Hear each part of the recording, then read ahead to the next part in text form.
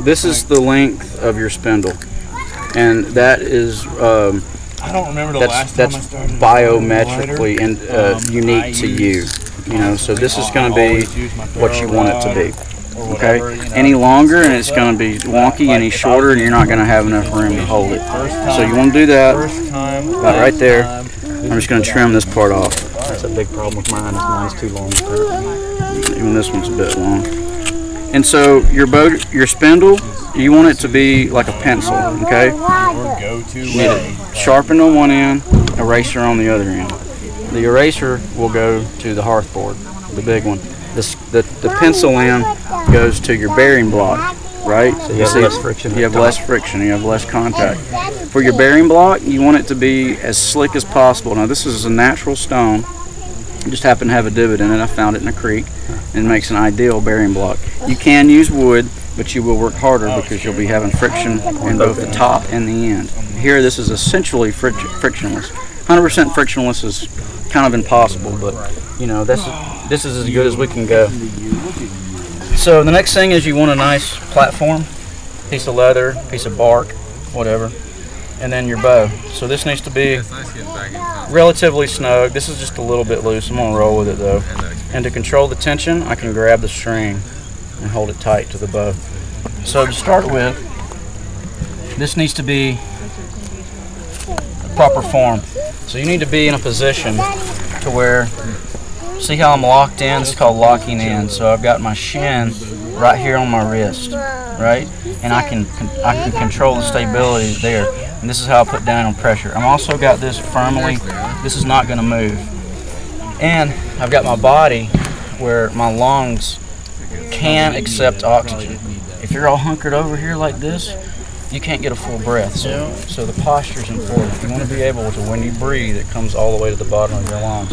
Now the next thing is, what we're focusing on, I need to tighten this up real quick. That's where I see a lot of people on TV, they're like, long strokes. So, and right here what we're doing, it's actually a bow right now. Right. And it's in there. Thank you, Rock. Daddy, I wanted to get out. okay, that's fine. Yeah. Sorry, I don't mean to be peanut gallery. You're doing a good job. Oh, that's too tight. 100% humidity. You want to try to bust the coal? Good luck.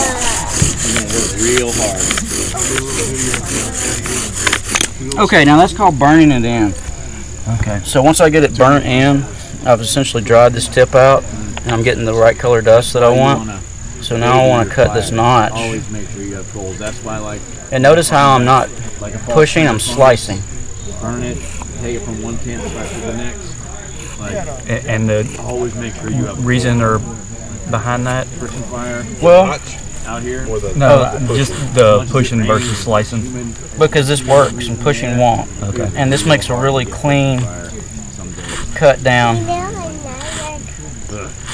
And I mean, honestly, it's just that's how you use a knife to perform this activity, because it's hardwood and you're pushing against the grain structure, so you actually have to slice to get through it. And this is safe. Making fire. Seen masters like just completely fit. Okay, so what I want to do is create essentially a pizza wedge to the center of that, right? And the next thing I'm going to do is important. This is called chamfering the notch. So you want to come around back and make a chamfer.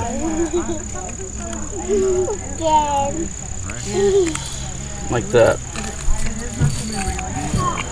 And see what that does is essentially, if you imagine a volcano, that's the top of the, I've made a little cone, you know, and the top being up here that is open at the bottom.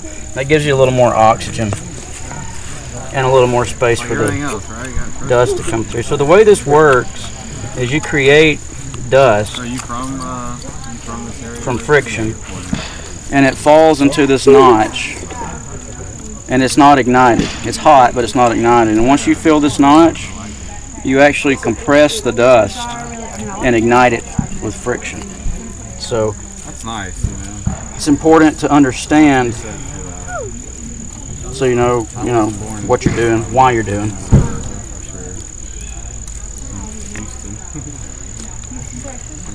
Okay. Back now.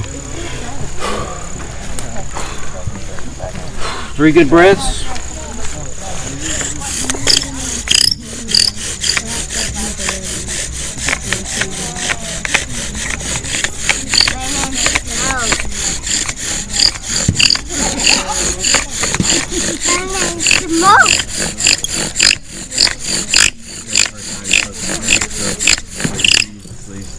Okay, so at that point, I've got a pile of embers of dust. See the smoke coming from it? Yep. Okay, so there's no rush here. I don't want to disturb that coal.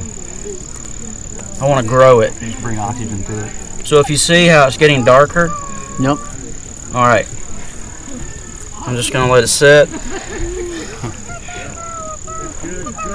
And I'm gonna come over here to my tinder bundle, which happens to be a bird's nest.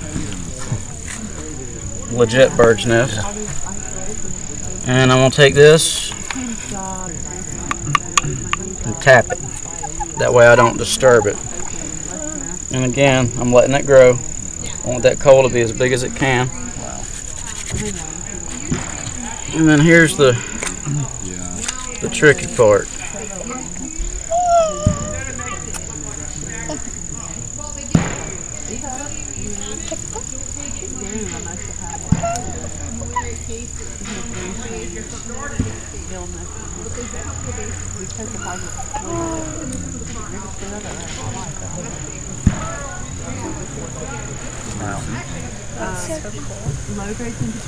Wow.